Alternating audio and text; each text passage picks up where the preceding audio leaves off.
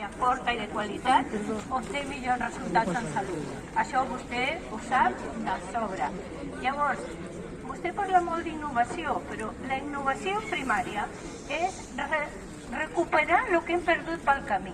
La innovació primària és recuperar la longitudinalitat que hem perdut, recuperar l'accessibilitat que hem perdut, que la gent, com hi ha gent que ja no té metge de capçalera, perquè li diuen que com que no hi ha recursos suficients, que vingui sempre d'urgència perquè no li poden adjudicar un metge de capçalera. Recuperar els nostres referents, recuperar la longitudinalitat, recuperar l'accessibilitat, això és la innovació en primària. Llavors, no cal que ens posin moltes màquines, ni moltes coses, ni molts criteris d'innovació, perquè innovar és sempre per un objectiu. Llavors, si l'objectiu de fer una atenció primària forta i de qualitat necessita innovació, fem-ho, però no fem innovació per innovació.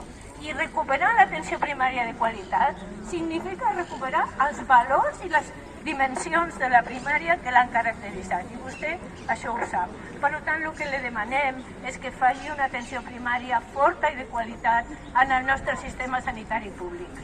I això és el que li demanem de cor, amb tot el cor. Estem d'acord i farem el que les forces.